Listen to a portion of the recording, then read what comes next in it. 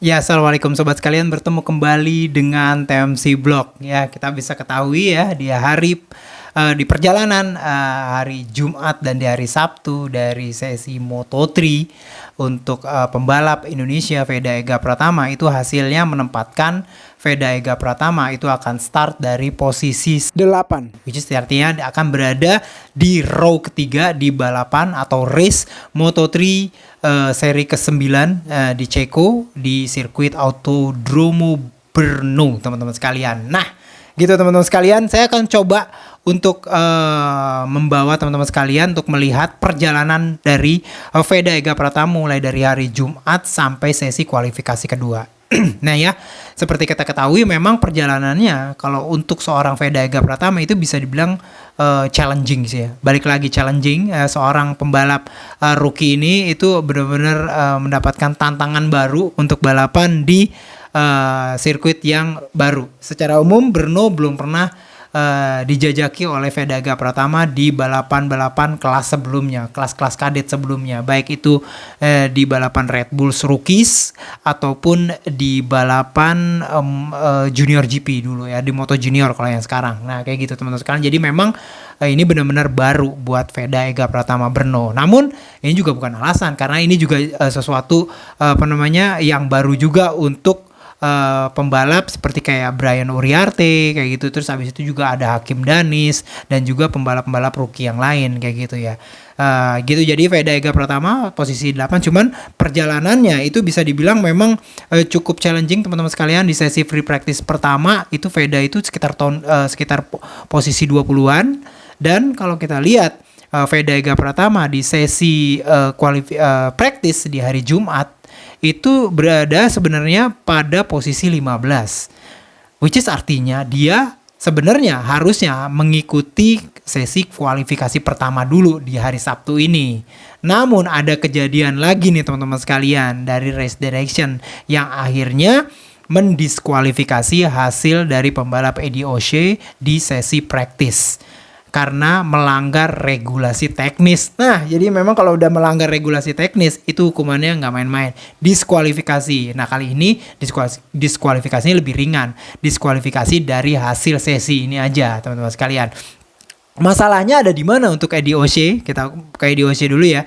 Permasalahan Eddie O'Shea yang membuat dia didiskualifikasi adalah dia melanggar atau menyalahi regulasi aturan dari bobot kombinasi minimum untuk kelas Moto3. Jadi Eddie O'Shea bobotnya jika ditambah dengan bobot dari Honda NSF 250 RW plus oli plus bahan bakar, itu ternyata teman-teman sekalian itu kurang 2,2 kg bila dibandingkan dengan regulasi yang seharusnya diikuti oleh setiap pembalap Moto3. 2,2 ini gede banget teman-teman sekalian. Apakah karena bobot pembalapnya yang berkurang? Saya pikir mengikuti satu sesi di sesi praktis harusnya sih tidak membuat bobot akan turun drastis jadi 2 kg kayak gitu turunnya. Enggak sih kayaknya. Saya pikir ada hal teknis lainnya. Paling gampang adalah kalau buat saya sebagai outsider ya, sebagai orang luar yang bisa mencoba untuk menganalisa, perkiraan saya adalah kelupaan naruh balas kalau misalkan, atau kelupaan nempatin balas dengan bobot yang sebenarnya seharusnya segitu, sehingga jadi secara umum bobot motornya kurang dari 2,2 kg itu dari yang seharusnya ditaruh. Nah gitu teman-teman sekalian, dan tapi hasilnya membuat Eddie O'Shea harus didiskualifikasi dari hasil kelas dari practice, dan ini membuat Veda yang tadinya di posisi 15 akhirnya naik ke posisi 14, dan akhirnya dengan posisi 14 ini Veda nggak perlu harus mengikuti sesi kualifikasi pertama, dia langsung masuk ke sesi kualifikasi kedua. Sesi free practice 2-nya di awal hari hari Sabtu itu Veda juga kurang bagus-bagus banget gitu teman-teman, challenging juga. Lepas berada di lebih di bawah dari top 15, jadi benar-benar sesi pagi terutama ya P1 dan P2 ini menantang banget buat Veda gitu ya. Namun di sesi kualifikasi keduanya ini bittersweet sih perjalanannya, agak sulit untuk bisa Veda untuk bisa langsung masuk ke depan gitu ya, posisi setelah pada saat kualifikasi kedua ya, bahkan untuk mendapatkan lap time yang terkonfirmasi pertama itu lebih dari 5 menit untuk Veda Ega Pratama. Namun setelah mendapatkan lap time yang benar-benar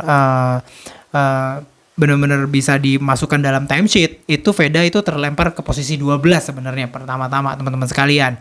Namun di di time attack terakhir itu Veda berhasil memperbaiki lap time dan berada di posisi 8. Bittersweetnya kayak gimana ya? Sweetnya terutama adalah sesuatu yang benar-benar menurut saya bagus banget adalah Veda melakukan lap time terbaiknya di sesi kualifikasi kedua ini tanpa melakukan aksi slipstreaming, teman-teman sekalian. Dan luar biasa sih buat Veda Ega Pratama. Jadi memang kalau kita lihat memang progresnya luar biasa. Cuman permasalahannya adalah kenapa sebegitu challengingnya Veda Ega Pratama, dan boleh dibilang hampir semua pembalap Honda. Apakah Honda kurang kencang di sini teman-teman sekalian? Kalau kita bisa lihat ya, sirkuit dari Brno sendiri kayak begini teman-teman. Indah, cakep banget sih kalau saya lihat ya. Brno ini termasuk salah satu sirkuit yang kalau menurut saya adalah sirkuit yang butuh horsepower. Karena kita bisa lihat ya, 1, 2, 3, 4, 5. Ada 5 stride teman-teman sekalian. Luar biasa, dipadu oleh beberapa tikungan-tikungan cepat. Tikungan 3, tikungan 4, terus tikungan 11, 13, 14, 12, tikungan 1 juga bisa dibangun tikungan cepat, walaupun di sininya tuh agak sedikit pelan, tapi tikungan 2 juga cepat. Ini banyak banget tikungan cepat teman-teman sekalian, dan ini mungkin nanti yang bisa kita bisa analisa sebagai kekuatan dari Hakim Danis. Cuman artinya apakah dengan stride rate yang kayak gini Honda keteteran karena top end powernya kalah bila dibandingkan dengan KTM kayak gitu ya. Saya mencoba untuk melihat data, bongkar data, ternyata enggak juga gitu. Kalau ngomongin masalah top speed, sebenarnya Honda bejaban dengan KTM ya. Kita bisa lihat sini dari list top speed yang tertinggi memang Valentin Perone KTM 231,2. Namun Eddie Oshie berada di posisi kedua teman-teman sekalian 230,8.